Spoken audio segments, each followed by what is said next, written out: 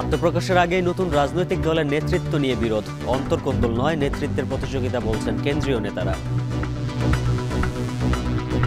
বাংলাদেশ পন্থা এক মূল বিষয় হয়ে ওঠে, সে বিষয়টাকে আমরা ফোকাস করতে চাই। সবাই সবার মতামত পেশ করতেছে, ইন্টারনালি কেউ কারোর মধ্যে কোনো প্রবলেম নেই। কুয়েটে শিক্ষার্থীদের উপর হামলাকারীদের গ্রেপ্তার, বহিষ্কার ও ছাত্র রাজনীতি নিষিদ্ধ সহ 5 দাবিতে ক্লাস পরীক্ষা বন্ধ, থমথমে অবস্থা। হাজার হাজার কোটি টাকা ব্যয় ও সুফল নেই চট্টগ্রাম নগরীর জলাবদ্ধতা প্রকল্পে, বর্জ্য ব্যবস্থাপনায় দুর্বলতায় ভরাট খাল, নালা ও নদী।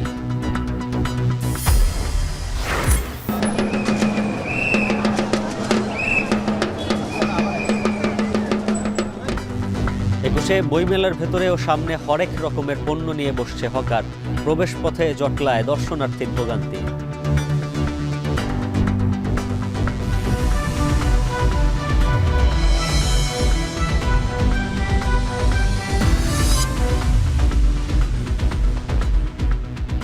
স্বাগত। এখন বাণিজ্যে, পুরো আয়োজনের সঙ্গে আছি উজ্জ্বল হাফিজ। চলতি সপ্তাহে নতুন রাজনৈতিক দল গঠন করতে যাচ্ছে গণ অভ্যুত্থানে নেতৃত্ব দেয়া তরুণদের সংগঠন জাতীয় নাগরিক কমিটি। নতুন রাজনৈতিক বন্দোবস্তের লক্ষ্যে গঠিত এ দলের আদর্শ হবে মধ্যম পন্থার, চর্চা হবে গণতন্ত্র ও জবাবদিহিতা। তবে আত্মপ্রকাশের আগে এই দলটির নেতৃত্ব নিয়ে বিরোধ তৈরি হয়েছে। কেন্দ্রীয় নেতাদের দাবি, এটি অন্তর্কোন্দল নয় বরং নেতৃত্বের প্রতিযোগিতা। এদিকে বিদ্যমান রাজনৈতিক দলগুলোর কাছ থেকে শিক্ষা নিয়ে নতুন দলকে অভ্যন্তরীণ গণতন্ত্র চর্চার আহ্বান রাষ্ট্রবিজ্ঞানীদের। হাসিফ বিল্লার প্রতিবেদনে বিস্তারিত। দীর্ঘদিনের ফ্যাসিবাদী ব্যবস্থার কবল থেকে মুক্ত হতে লাখো প্রাণ যেদিন এক হয়েছিল কেন্দ্রীয় শহীদ মিনারে, সেদিন ঘোষণা হয় এক নতুন রাজনৈতিক বন্দোবস্ত প্রতিষ্ঠার। এমন একটি রাজনৈতিক বন্দোবস্ত তৈরি করতে চাই যেখানে আর কখনোই কোনো ধরনের স্বৈরতন্ত্র, কোনো ধরনের ফ্যাসিজম ফিরে আসবে না। তার এক মাস পর সেই শহীদ মিনার থেকে জুলাই অভ্যুত্থানে নেতৃত্ব দেয়া তরুণদের সমন্বয়ে যাত্রা শুরু করে জাতীয় নাগরিক কমিটি। গণ অভ্যুত্থানের শক্তিকে সংগঠিত করার লক্ষ্যে গঠিত এ কমিটিতে যোগ দেয় গণতান্ত্রিক ছাত্রশক্তি, ছাত্র অধিকার পরিষদ, ইসলামী ছাত্র শিবির, ছাত্র ফেডারেশন, ছাত্র ইউনিয়ন, রাষ্ট্রচিন্তা, ছাত্র মজলিস, এবি পার্টি, ইসলামী ঐক্যজোট, কওমি অনুসারী শিক্ষার্থী সহ বিভিন্ন সমাজকর্মী ও পেশাজীবী। অভ্যুত্থানের চেতনা ধারণ করে এই প্ল্যাটফর্ম থেকে আগামী সপ্তাহে আত্মপ্রকাশ করতে যাচ্ছে নতুন এক রাজনৈতিক দল। সংগঠনটির নেতারা বলছেন, ধর্মনিরপেক্ষ কিংবা ধর্মভিত্তিক নয় বরং দায় ও দরদের রাজনীতি হবে বাংলাদেশ পন্থাকে সামনে রেখে। বাংলাদেশের মানুষ তারা পাহাড়ে বাস করুন আর সমতলে বাস করুন, সকলের মধ্যে যাতে বাংলাদেশ পন্থা এক মূল বিষয় হয়ে ওঠে, সে বিষয়টাকে আমরা ফোকাস করতে চাই। 15 সালের ভ্যাট বিরোধী আন্দোলন, 2018 সালের নিরাপদ সড়ক আন্দোলন এবং একই সাথে আপনার কোটা সংস্কার আন্দোলন, এবং সর্বশেষ কিন্তু এই ফ্যাসিবাদের পতনটা 2024 সালে ছাত্রদের এবং নিরপেক্ষ ব্যানারে হয়েছে। অর্থাৎ সোসাইটির মধ্যে কিন্তু গত 10 বছর একটা প্রজন্মের মধ্যে কিন্তু আপনার নতুন রাজনৈতিক আকাঙ্ক্ষাটা তৈরি হয়েছে। তবে যাত্রা শুরুর আগে সম্প্রতি দলটির নেতৃত্ব ও কর্তৃত্ব নিয়ে বিরোধ তৈরি হয়েছে। নতুন দলের আহ্বায়ক হিসাবে তথ্য উপদেষ্টা নাহিদ ইসলামকে সবার পছন্দ হলেও বাকি 3 শীর্ষ পদ নিয়ে ছাত্রশক্তি, ছাত্র শিবির ও বামপন্থা সহ কয়েকটি বলয় তৈরি হয়েছে। এসব পদের জন্য আলোচনায় আখতার হোসেন, সাবেক শিবির নেতা আলী হাসান জোনায়েদ, নাসিরউদ্দিন পাটোয়ারি, সার্জিস আলম এবং হাসনাত আবদুল্লাহ সহ বেশ কয়েকজন।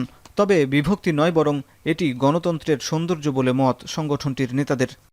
যেহেতু একেবারেই কোর স্টেক হোল্ডার হলো ইসলামী ছাত্র শিবির এবং গণতান্ত্রিক ছাত্র শক্তি, সো এজন্য এরা যখন আবার নিজেদের মধ্যে হলো কার কি ভূমিকা ছিল আলোচনায় আসছে, তখন এটাকে মনে হচ্ছে যে আসলে খুব বড় ধরনের একটা কেওয়াস তৈরি হয়েছে। এখন যে দলটা হচ্ছে, যেটাকে বলে বঙ্গীয় বদ্বীপের রাজনীতি করব, অর্থাৎ আমরা এই মাটির রাজনীতিটা করব, দায় ও দারদের রাজনীতি, এখন সেই জায়গা থেকে হলো অন্যরাও আরও যদি কেউ মনে করে তারা আর একটা হলো ভালো আর একটা ইডিওলজি আছে, তার সে আরেকটা ইডিওলজি নিয়ে তারা যদি সে নেতৃত্ব থাকে আরেকটা রাজনৈতিক দল গঠন করতে পারে। সামনের দিকে ছাত্রদের নেতৃত্বে একাধিক পার্টি হওয়ার কোনো সম্ভাবনাই নেই, এবং একটা পার্টি হচ্ছে, যেহেতু আমাদের নিউ পার্টি, সকলের কথা বলার একটা সুযোগ আছে এবং সকলেই তার যে স্ট্রিক্টটা, সেই স্ট্রিক্টটা ক্লেম করতে পারে। খুনি হাসিনার বিরুদ্ধে উই আর ইউনাইটেড। তবে এখন এই 24-এর পরে আমাদের সুযোগটা পেয়েছি, সবাই সবার মতামত পেশ করতেছে। আমাদের মধ্যে ফেসবুকে হচ্ছে, কথা হচ্ছে, ইন্টারনালি কেউ কারোর মধ্যে কোনো প্রবলেম নেই। রাজনীতিতে টিকে থাকতে হলে অভ্যন্তরীণ গণতন্ত্র চর্চা, লোভ লালসার ঊর্ধ্বে ত্যাগের মানসিকতা রাখার পাশাপাশি ঢাকা কেন্দ্রিক রাজনীতি থেকে সরে আসার পরামর্শ এই রাষ্ট্রবিজ্ঞানীর। শুরু থেকেই কোনো ইমেজ সংকটের পরে তাদের ইমেজ নিয়ে যদি জনমনে প্রশ্ন থাকে জনগণের কাছে পৌঁছতে পারবে বলে আমার মনে হয় না। সুতরাং একটা রাজনৈতিক দল হিসেবে টিকে থাকতে হলে একদল আদর্শবাদী নেতৃত্বের প্রয়োজন রয়েছে, যারা তাদের আদর্শের প্রতি অবিচল থাকবেন, কমিটেড থাকবেন এবং তারা যে কোনো পর্যায়ে যে কোনো ধরনের স্যাক্রিফাইস করতে তারা প্রস্তুত থাকবেন।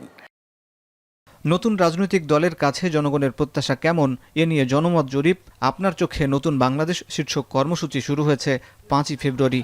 এখন পর্যন্ত এই জরিপে অংশ নিয়েছেন 2 লাখের বেশি মানুষ, আর ইতোমধ্যে গঠন হয়েছে 3 শতাধিক থানা কমিটি। হাসিব বিল্লাহ, এখন, ঢাকা।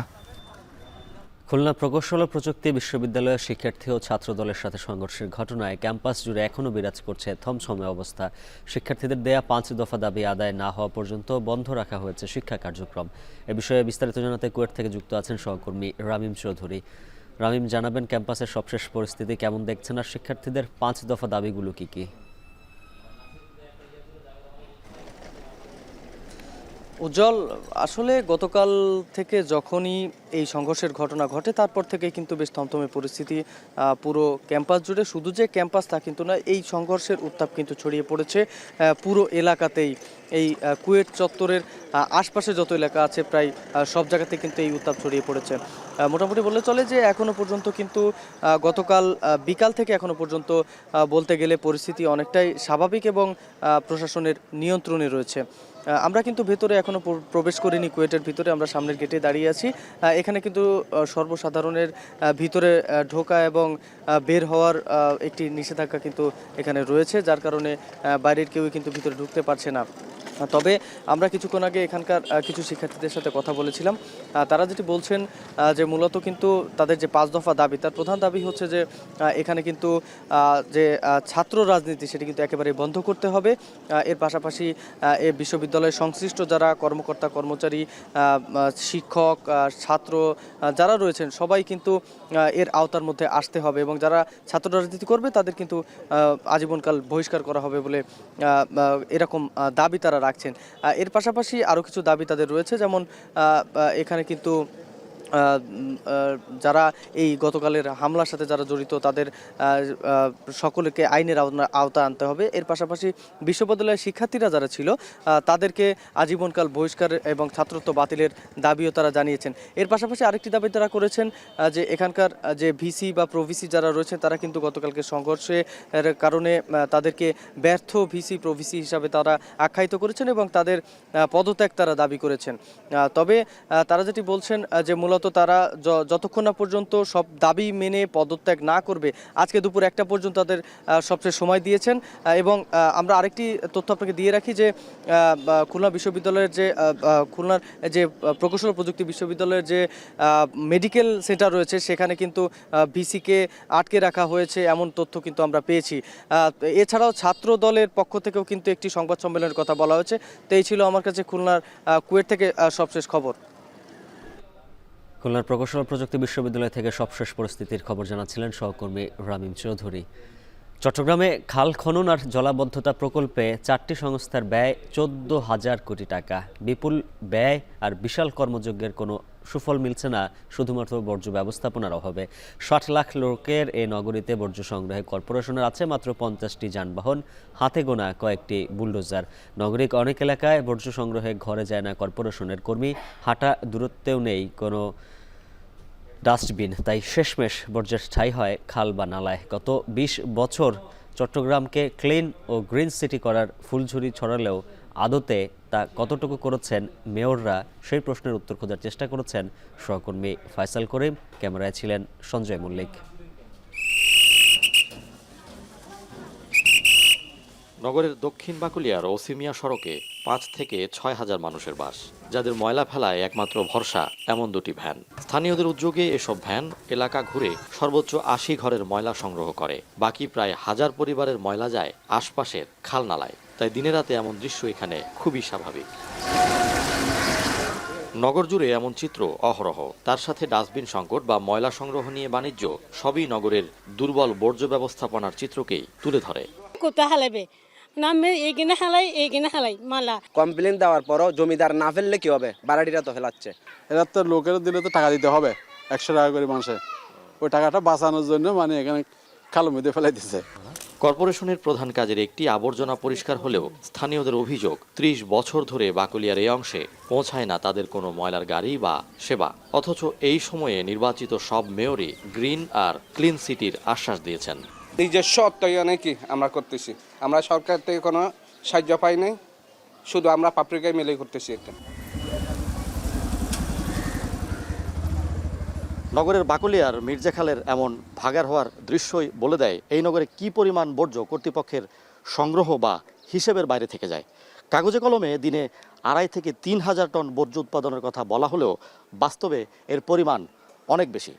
এই আশঙ্কাজনক হার কর্তৃপক্ষের বর্জ্য সংগ্রহের সক্ষমতাকে কেবল চ্যালেঞ্জ করে না, হুমকিতে ফেলে বিভিন্ন খাল নালার পানি প্রবাহকে, বাড়ায় জলাবদ্ধতার ঝুঁকি। ওয়ার্ল্ড ব্যাংক বলছে প্রতিদিন 0.745 কেজি, তার সেখানে সেটা ক্যালকুলেশন করলে সেটার পরিমাণ হচ্ছে প্রায় ৫,০০০ টনের উপরে। তাহলে এখানেও দেখেন আমাদের তথ্যের কিন্তু ব্যাপক মানে অমিল রয়েছে।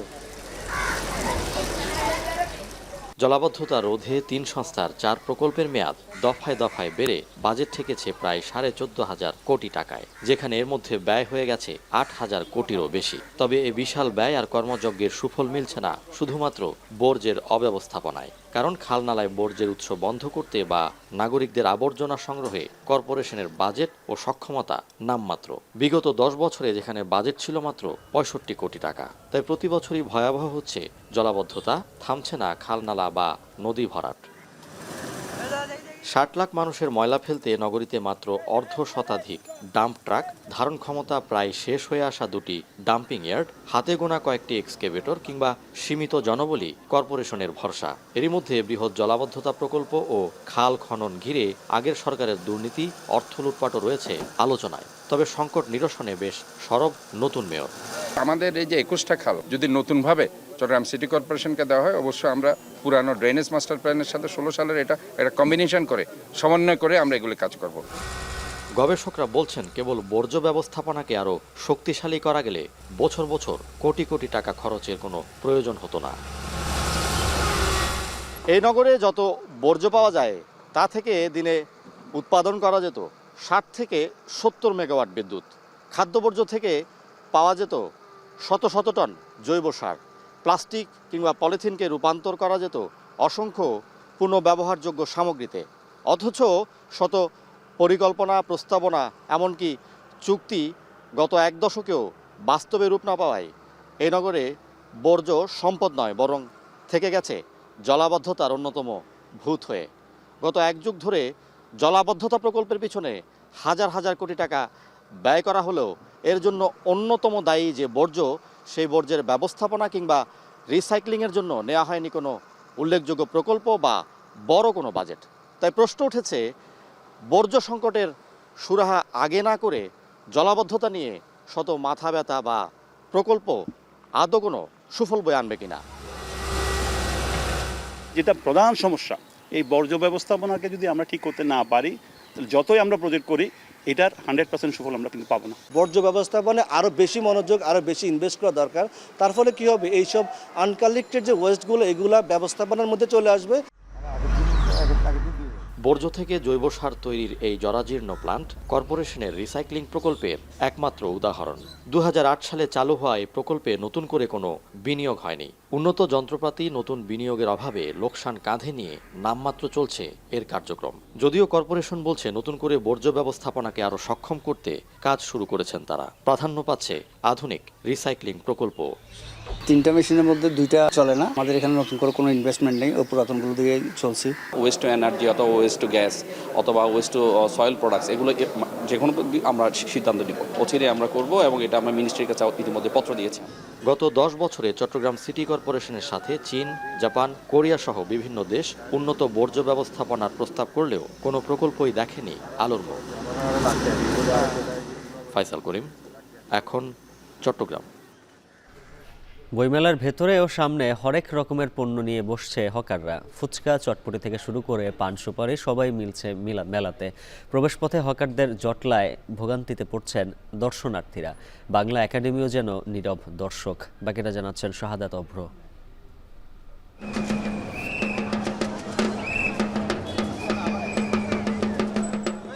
হরেক রকমের খেলনা থেকে ঘরের আসবাবপত্র, কি নেই এখানে? দেখে মনে হতেই পারে এ যেন বাণিজ্য মেলা। ঝালমুড়ি, ফুচকা, চটপটি থেকে পান, জর্দা, সুপারি, কি লাগবে সব মিলছে বইমেলার ভিতরেই। বইমেলার ফুড কর্নার থাকা সত্ত্বেও হকারদের দখলে বইমেলা। যার যা খুশি তাই করছেন এই আসরে। এ যেন হকারদের মেলা। তারা বলছেন বেশি টাকার আশায় ঢুকে পড়েছেন এই বইমেলাতেই। বিক্রি করতে হয়, কারণ আমরা ভারতে বেচতে পারি না। বাইরে বিক্রি করলে বেশি বিক্রি হয় না ভেতরে? ভিতরে একটু বিক্রি করলে ভালো হয়, মানে বেশি বিক্রি করেন যায়। ও 1000 4000 ভিতরে ঢুকি লোভে বেচা কিনি ভালো দিকে এখানে। লেখক প্রকাশকরাও তাই প্রশ্ন তুলেছেন বাংলা একাডেমির এই আয়োজনের আইন শৃঙ্খলা নিয়ে। মেট্রো থেকে সোজা মেলার ভিতরে যাবে সহজ একটা রাস্তা, এইখানে অন্তত হকারদের ঢুকতে দেওয়া উচিত ছিল না। এটা কিন্তু এই এরিয়ার বাইরে থাকা উচিত ছিল এবং বাইরে থাকতো প্রতি বছর। এবছর কিন্তু বাংলা একাডেমি চোখের সামনে যেটা ঘটতেছে এটা বাংলা একাডেমি খেয়াল করতেছে। অন্যদিকে পুরনো তেলে খুব মন দিয়ে চলছে ভাজা পোড়া বানানোর কাজ। বইমেলার সোহরাওয়ার্দী উদ্যানের গেটের সামনে চলছে মহাযজ্ঞ। বইমেলার প্রবেশপথ প্রায় বন্ধ করে দিয়ে চলছে হকারদের বেচা বিক্রি। যারা যাতায়াত করছেন তারা পড়ছেন বিপাকে। দর্শনার্থী বা বইমেলাতে যারা আসেন তাদেরও হচ্ছে এখানে এক ধরনের যানজট তৈরি হচ্ছে। আবার বইমেলার প্রয়োজনীয় গাড়িগুলো যেগুলো ঢুকার চেষ্টা করতেছে সেটাও একটা ধরনের বাধা সৃষ্টি করছে। বিভিন্ন গেটের সামনে এই যেগুলো হচ্ছে জ্যামজট করতেছে, পরিবেশটা মানে বইমেলার মানে সৌন্দর্যটাই নষ্ট করতেছে। আর গণমাধ্যম কর্মীদের উপস্থিতি টের পেয়ে আইন শৃঙ্খলা বাহিনী হকারদের সরাতে চেষ্টা করে। তবে তখনও চলে চোর পুলিশ খেলা। একদিক দিয়ে সরালে অন্য দিক দিয়ে হাজির তারা। গণমাধ্যম কর্মী যারা রয়েছে তাদেরকে দেখা মাত্রই তাদেরকে সরিয়ে দিচ্ছে। আইন শৃঙ্খলা রক্ষাকারী বাহিনী রয়েছে, কিন্তু তাদের সামনেই কিন্তু তারা বিক্রি করছে, কিন্তু তারা কিছু বলছে না। বইমেলার শৃঙ্খলার বিষয়ে বাংলা একাডেমির পক্ষ থেকে দায় স্বীকার করলেও আইন শৃঙ্খলা বাহিনীর গাফিলতির ব্যাপারটিও উঠে আসে বাংলা একাডেমির মহাপরিচালকের বক্তব্যে। আপনি একদম ঠিক বলেছেন যে আমরা এই ব্যাপারে ব্যর্থ হয়েছি। আমরা 1 তারিখ থেকে আজ পর্যন্ত প্রতিদিন অনবরত আমাদের আইন শৃঙ্খলা রক্ষাকারী বাহিনীগুলোর সঙ্গে মিটিং করে যাচ্ছি, ফোনে আলাপ করে যাচ্ছি, সরাসরি সাক্ষাৎ করছি, তারা এখানে আসছেন, আমাদের লোক যাচ্ছে। কিন্তু আমরা বলতে বাধ্য হচ্ছি যে আমরা খুব সফল হইনি। আমাদের আইন শৃঙ্খলা রক্ষাকারী বাহিনীগুলো বারবার কথা দেওয়া সত্ত্বেও এই কাজটা আমাদের জন্য অথবা তাদের নিজেদের জন্য, কারণ তাদের দায়িত্ব, করে উঠতে পারেনি। পুলিশ ও আনসার বাহিনী যেখানে হকার মুক্ত করার কথা, সেখানে দেখা মিলল তারাই তাদের ক্রেতায় পরিণত হয়েছে। বইমেলার রাস্তাগুলো ঠিক হকারদের দখলে চলে গেছে বলা গেলেই চলে, কারণ এখানে এসে দেখতে পেলাম যে প্রবেশপথ সেখানেও যেন হকারদের ছড়াছড়ি। আর বাংলা একাডেমি যেখানে নিয়ন্ত্রণ করার কথা ছিল এই হকারদের, সেখানে পুরোপুরি দর্শকের ভূমিকায় চলে গেছে বাংলা একাডেমি, সেটা কিন্তু বলাই চলে। শাহাদাত অভ্র, এখন, ঢাকা। বৈষম্য বিরোধী ছাত্র আন্দোলনের বিভিন্ন থানার মামলায় সাবেক মন্ত্রী আনিসুল হক, রাশেদ খান মেনন, হাসানুল হক ইনু, জুনায়েদ আহমেদ পলক, মোস্তফা কামাল উদ্দিন সহ আওয়ামী লীগের সাবেক 16 নেতাকর্মীকে আদালতে হাজির করা হয়েছে। এ নিয়ে আরও জানাতে চিফ মেট্রোপলিটন ম্যাজিস্ট্রেট আদালত থেকে যুক্ত আছেন সহকর্মী রাব্বি হোসেন। রাব্বি, তাদের কোন কোন মামলায় গ্রেফতার দেখানো হতে পারে? উজ্জ্বল, বৈষম্য বিরোধী ছাত্র আন্দোলনের বিভিন্ন থানার হত্যা মামলায়, বিশেষ করে পল্টন, ধানমন্ডি, নিউ মার্কেট, চকবাজার থানার হত্যা চেষ্টা মামলায় আজকে রিমান্ড শুনানির পাশাপাশি আজকে গ্রেপ্তার দেখানোর কথা রয়েছে 16 জন আওয়ামী লীগের নেতাকর্মীকে। তার মধ্যে রয়েছে সাবেক মন্ত্রী আনিসুল হক, জুনায়েদ আহমেদ পলক, হাসানুল হক ইনু, রাশেদ খান মেনন সহ এরকম 16 জন। যদিও এখন পর্যন্ত 7 জনকে আদালতে তোলা হয়েছে। তাদের মধ্যে রয়েছে সাবেক মন্ত্রী আনিসুল হক এবং ঢাকা বিশ্ববিদ্যালয়ের বা ছাত্রলীগের নেত্রী বেনজির হোসেন নিশি, রয়েছে সাবেক স্বরাষ্ট্রমন্ত্রী মোস্তফা কামাল জামাল উদ্দিন রয়েছে এখানে পুলিশের একজন পুলিশ সুপার তানবীর রবিন, তিনিও এখানে রয়েছেন। তবে এখন তাদেরকে গ্রেপ্তার শুনানিগুলো চলছে, তারপরে রিমান্ড শুনানি শুরু হবে। এখন পর্যন্ত সকল আসামি এসে উপস্থিত হননি এবং এখানে রাষ্ট্রপক্ষের আইনজীবীরা রয়েছেন, আসামি পক্ষের আইনজীবীরাও রয়েছেন। আমি কয়েকটা এখন পর্যন্ত 2টি মামলায় আসলে শুনানি হয়েছে যেখানে গ্রেপ্তারদারদেরকে দেখানো হয়েছে এবং বলা হচ্ছে যে গ্রেপ্তার শুনানি এবং রিমান্ড শুনানিতে যে এই যে বৈষম্য বিরোধী ছাত্র আন্দোলনের বিভিন্ন জায়গায় যে দমন নিপীড়ন চলেছে, আওয়ামী লীগের নেতাকর্মীদের পাশাপাশি এখানে রাষ্ট্রীয় বাহিনী বিশেষ করে পুলিশের যে সদস্যরা তারা যেভাবে নির্বিচারে গুলি চালিয়েছে, এই অভিযোগগুলো তাদের বিরুদ্ধে রয়েছে, সেগুলো তুলে ধরছেন এখানকার রাষ্ট্রপক্ষের যারা আইনজীবী রয়েছেন তারা। তবে তাদের পক্ষের যারা আসামি পক্ষের আইনজীবী রয়েছেন তারা বরাবরই বিরোধিতা করছেন। তারা বলছেন যে এই বিভিন্ন সময় যে এই কোটা সংস্কার আন্দোলন থেকে শুরু করে জুলাই এবং 4ই আগস্ট 5ই আগস্ট সকাল পর্যন্ত যেভাবে ছাত্র শিক্ষার্থী জনতার উপর যে গুলি করা হয়েছে, সেই গুলিতে অনেক আওয়ামী লীগের নেতাকর্মী জড়িত ছিলেন না, জড়িত তারা নন, তারা অনেকেই এই আন্দোলনের পক্ষে ছিলেন। সেই দাবিগুলো তারা করছেন এখানকার আসামি পক্ষের আইনজীবীরা। তবে বাকি যে আসামিগুলো রয়েছে তাদের রিমান্ড শুনানি এবং গ্রেপ্তার শুনানি কিছুক্ষণের মধ্যে অনুষ্ঠিত হবে। এখন 7 জনের গ্রেপ্তার এবং রিমান্ড শুনানি চলছে। এই ছিল আমার কাছে সবশেষ খবর। সিএমএম আদালত প্রাঙ্গণ থেকে যুক্ত ছিলেন সহকর্মী রাব্বি হোসেন। রাজধানীর একটি কলেজে তারুণ্যের উৎসবে যোগ দিয়ে কথা বলছেন যুব ক্রীড়া উপদেষ্টা আসিফ মাহমুদ। সরাসরি চলে যাচ্ছে সেখানে। এই প্রত্যাশা ব্যক্ত করে আমার বক্তব্য শেষ করছি। ধন্যবাদ সকলকে। আদমজনক কলেজের পক্ষ থেকে আমরা আপনার প্রতি জানাচ্ছি ভালোবাসা ও কৃতজ্ঞতা। সম্মানিত সুধী পর্যায়ে রয়েছে ফটো সেশন অংশগ্রহণ করবার জন্য সাংস্কৃতিক অনুষ্ঠানের সকল শিক্ষার্থীদের মঞ্চে ডেকে নিচ্ছি।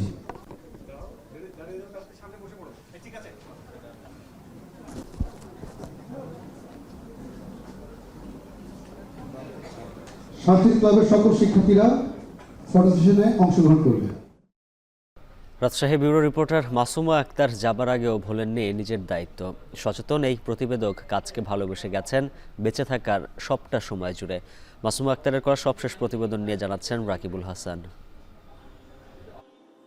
পরিপাটি অফিসটা আছে dining, guest room, work station, লকারের বুম, ট্রাইপড আর ক্যামেরা সবটাই যত্নে রাখা। অবচেতন মনে ঘুরে ফেরে সহকর্মীর আবছায়া। এখনো কানে ভাসে কিবোর্ডের খটখট শব্দে প্রতিবেদন লেখা আর মুখে মুখে আওড়ানো শব্দের গাঁথুনি।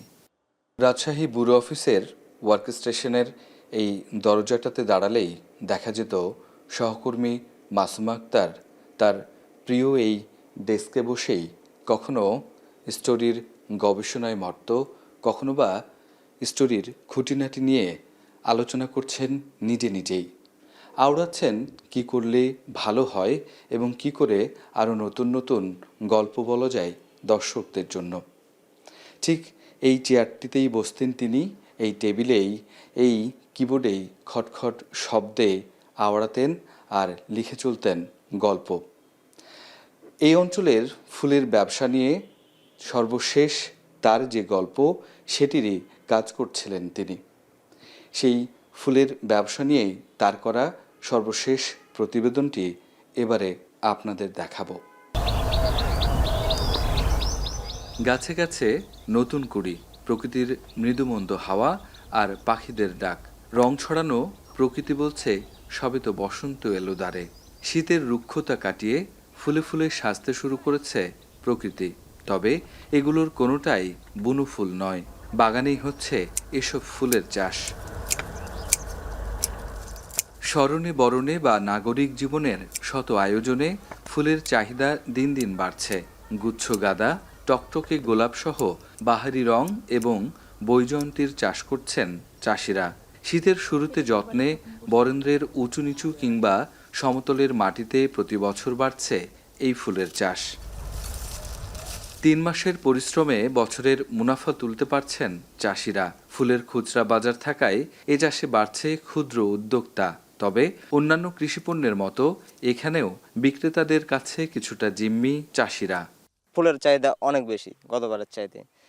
তো সব মিলিয়ে 3 মাসে যে টাকা আয় হয় মোটামুটি ভালোই, সারা বছরের একটা ভালো আর্নিং হয়। চাহিদা অনুযায়ী কিন্তু আপনার দাম কম, ফুলের আপনার ঠিকই আপনার দোকানদাররা কিন্তু আপনার দাম বিক্রি করছে দাম দিয়ে, কিন্তু আমাদেরকে দাম একটু কম দিচ্ছে। গতবার যে চাহিদা ছিল না, চায়না থেকে যেসব প্লাস্টিকের ফুলগুলো আসতো, এজন্য দেখা যাচ্ছে ফুল ব্যবসায়ীগুলো অনেক ক্ষতিগ্রস্ত হচ্ছে। তবে গেল বছরের তুলনায় ফুলের চাষে বিঘায় খরচ বেড়েছে প্রায় 10,000 টাকা। কিন্তু এবারে ফেব্রুয়ারি জুড়ে বিভিন্ন দিবস উদযাপনে অন্যান্য বছরের চেয়ে আয়োজন ছিল কম, ফলে বাজারে কমেছে বেচাকেনা। কাস্টমার নেই, বাজারে চাহিদা কম, ফুল ব্যাপক পরিমাণ আছে কিন্তু কাস্টমার কম। গোলাপ বেচেছিলাম 100 টাকা, এখন বেচছি 50-40 টাকা। লাল গোলাপ বেচছি 20 টাকা 30 টাকা। স্থানীয় কৃষি সম্প্রসারণ অধিদপ্তর বলছে, রাজশাহীতে ফুলের চাহিদা বৃদ্ধি পাওয়ায় দিন দিন বাড়ছে চাষিদের সংখ্যা। তবে ব্যবসায়ীদের মত, প্রাকৃতিক অবস্থা বিবেচনায় মুষ্টিমেয় নয়, বরং নানা রকম ফুলের চাষ বাড়াতে হবে। যে সমস্ত জমিগুলো আসলে পড়ে থাকে কিংবা যে জমিগুলোতে সম্ভাবনা এখানে আছে, বিশেষ করে আমাদের বরেন্দ্র এলাকা, খরাপ্রবণ এলাকা, এখানে ফুল আবাদের মানে আগ্রহী চাষিও আছে এবং ফুল আবাদের সম্ভাবনাও আছে। রাজশাহীর কৃষি সম্প্রসারণ অধিদপ্তরের মাধ্যমে বিভিন্ন সময় পরীক্ষামূলক চাষের ফলাফলে রাজশাহী হয়ে উঠছে ফুল চাষের সম্ভাবনাময় অঞ্চল। সহকর্মী মাসুমা আক্তারের তৈরি করা ফুল নিয়ে এই প্রতিবেদনে ফুলের বাগানে যে কুড়িগুলো রেখে এসেছিল তা আজ হয়তো ফুটন্ত ফুল। সেগুলো থাকলেও এখন নেই সহকর্মী মাসুমা আক্তার। তবে ফুলের মতো ফুটফুটে এক সন্তান রেখে গেছেন তিনি, রেখে গেছেন আত্মীয় স্বজন, বাবা মা।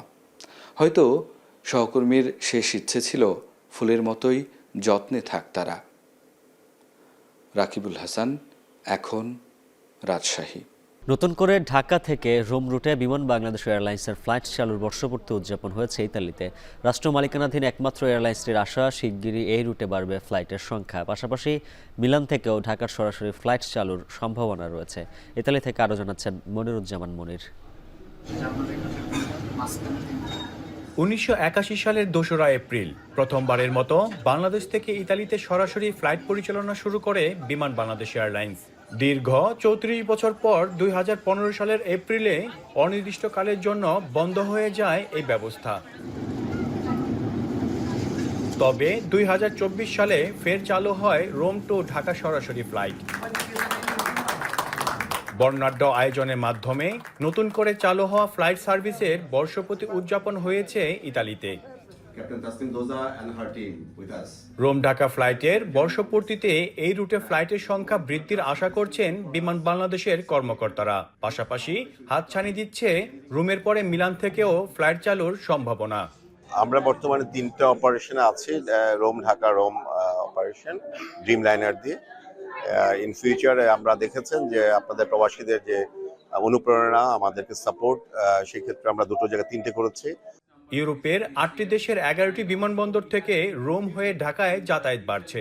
পাশাপাশি ইতালির 12টি শহর থেকে কানেক্টিং ফ্লাইটের মাধ্যমেও এই রুটে দেখা মিলছে উল্লেখযোগ্য যাত্রী। কানেক্টিং ফ্লাইটের সুবিধা কাজে লাগাতে পারলে বিমানের লাভবান হবার সম্ভাবনা রয়েছে বলে দাবি রাষ্ট্রদূতের। এটা খুব বড় উদ্যোগ এবং আমি মনে করি যে এই উদ্যোগের মাধ্যমে বিমানের প্যাসেঞ্জার সংখ্যা আরো বৃদ্ধি পাবে এবং আমাদের প্রবাসে ইতালির বিভিন্ন শহরে যারা বাংলাদেশি আছে তারা যেমন বেনিফিটেড হবে এবং ইতালির পার্শ্ববর্তী অন্যান্য ইউরোপিয়ান ইউনিয়নভুক্ত অন্যান্য দেশ থেকে যারা প্রবাসী আছে তারাও এই সুযোগটা পাবে।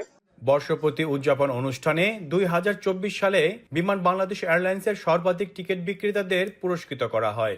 বিমান আগে থেকে অনেক উন্নতভাবে নতুন নিয়মে আসতেছে এবং সুন্দরভাবে চলতেছে। এই কৃতিত্ব শুধুমাত্র আমাদের নিজেদের একা না, আমাদের সমস্ত গ্রাহক এজেন্ট ও শুভাকাঙ্ক্ষীদের সমন্বয়ে আজকে আমরা এই এতটুকু অর্জন করেছি। গ্রাহকদের আস্থা এবং ভালোবাসা না থাকলে হয়তো আমরা এত দূরে আসতে পারতাম না। সংশ্লিষ্টদের আশা, লাল সবুজের পতাকাবাহী বিমান বাংলাদেশ এয়ারলাইন্স শীঘ্রই ইতালি সহ ইউরোপ জুড়ে প্রবাসীদের জন্য আবির্ভূত হবে গর্বের প্রতীক হিসেবে। মনিরুজ্জামান মনির, এখন, ইতালি। ইউক্রেন ও ইউরোপের নিরাপত্তা ইস্যু নিয়ে আলোচনায় দ্বিতীয় বৈঠকের উদ্যোগ নিয়েছে ফ্রান্স।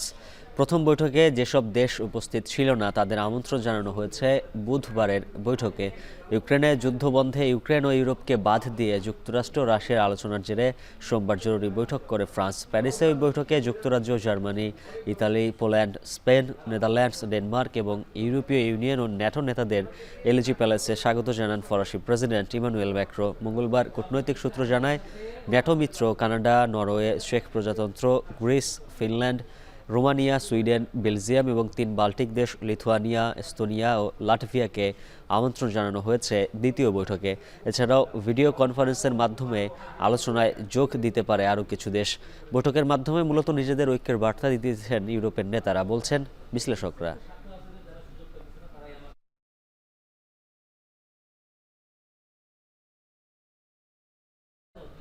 পারমাণবিক শক্তি বৃদ্ধি অব্যাহত রাখবে উত্তর কোরিয়া। যুক্তরাষ্ট্রের নেতৃত্বে ত্রিদেশীয় আহ্বান প্রত্যাখ্যান করে মঙ্গলবার এ ঘোষণা দেয় উত্তর কোরিয়ার পররাষ্ট্র মন্ত্রণালয়। যুক্তরাষ্ট্র, জাপান ও দক্ষিণ কোরিয়ার বিরুদ্ধে অভিযোগ করে পিয়ংইয়ং বলে, মান্দাত্তার আমলের অযৌক্তিক পরিকল্পনা বাস্তবায়নের চেষ্টা করছে দেশগুলো। কোরীয় উপদ্বীপে মার্কিন রণতরীর উপস্থিতির মাধ্যমে সমন্বিতভাবে বৈরিতা ও সংঘাত উস্কে দেয়া হচ্ছে বলেও জানায় পিয়ংইয়ং। বিপরীতে নিজেদের পারমাণবিক অস্ত্র কর্মসূচির লক্ষ্য সার্বভৌমত্ব ও শান্তি রক্ষা বলে দাবি করে। এর আগে গেল শনিবার উত্তর কোরিয়ার পূর্ণাঙ্গ পরমাণু নিষ্ক্রিয়করণের দাবি জানিয়ে যৌথ বিবৃতি দেন মার্কিন, দক্ষিণ কোরিয়া ও জাপানের পররাষ্ট্রমন্ত্রী।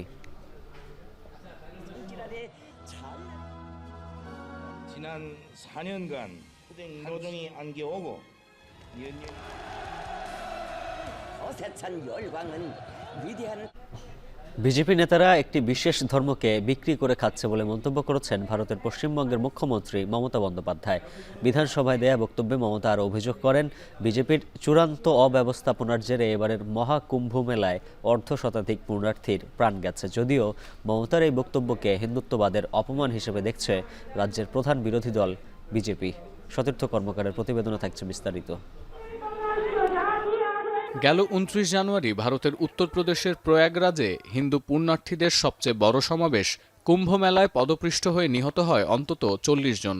গেল শনিবার নয়াদিল্লি স্টেশনের ধাক্কাধাক্কিতে প্রাণ যায় আরও 18 পুণ্যার্থীর।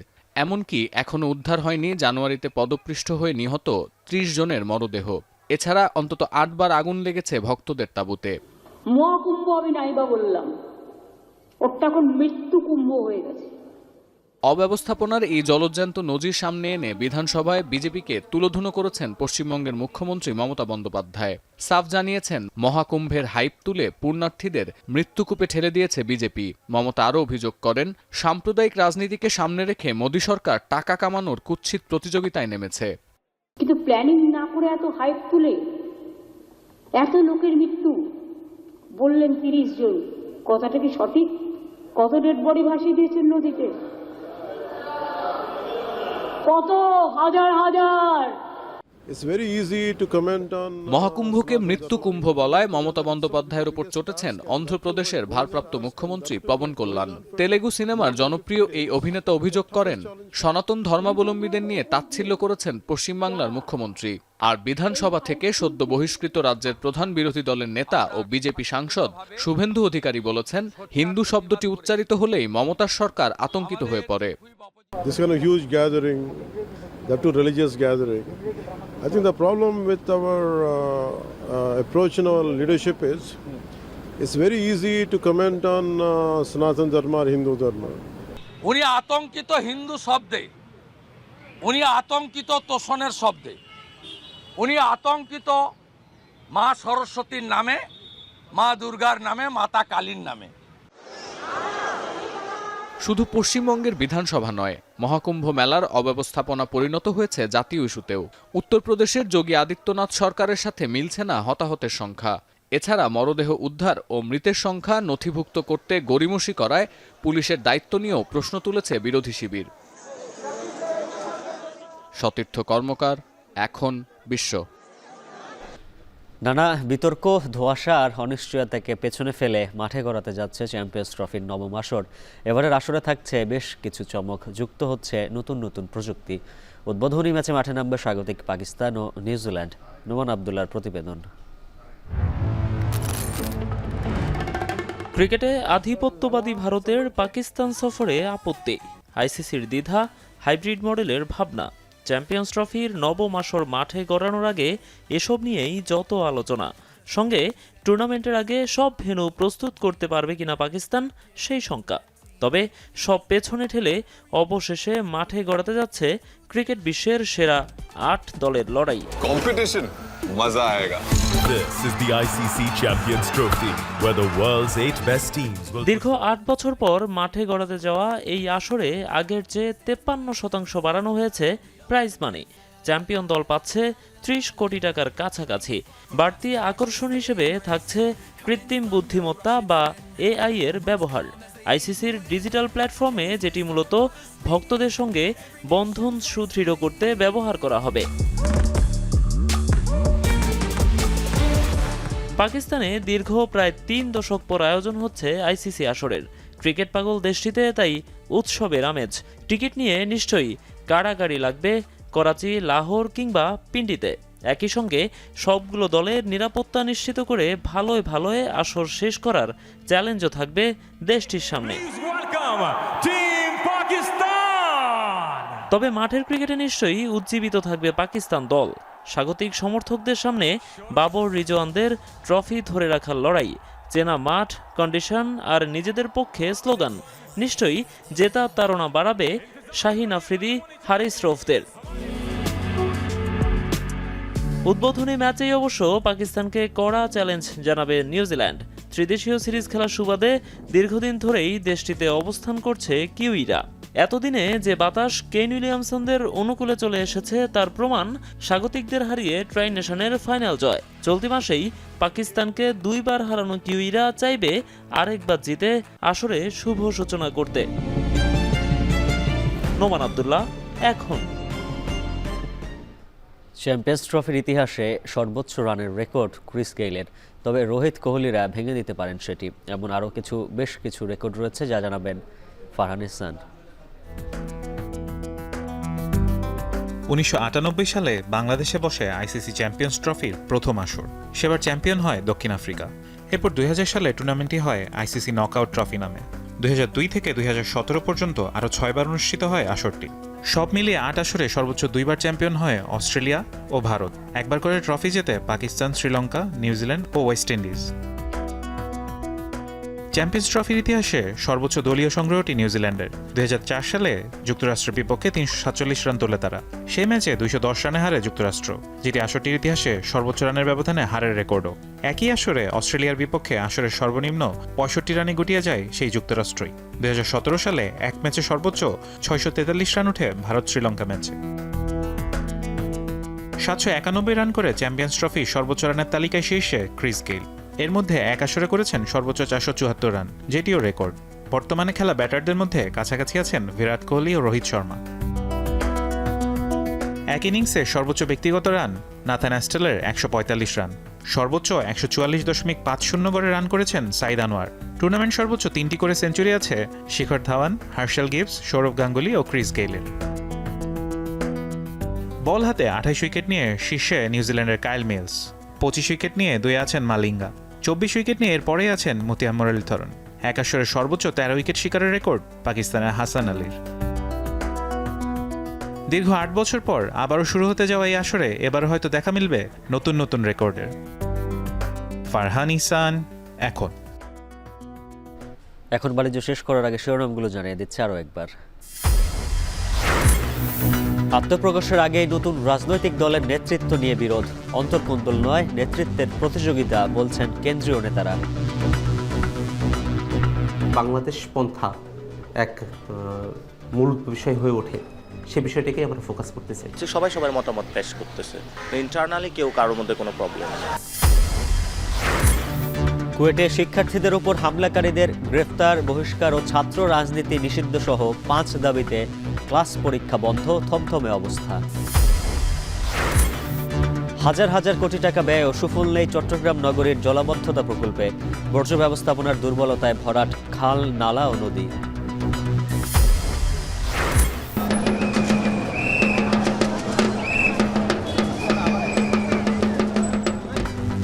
একুশে বইমেলার ভেতরেও সামনে হরেক রকমের পণ্য নিয়ে বসছে হকার। প্রবেশ পথে জটলায় দর্শনার্থীর ভোগান্তি।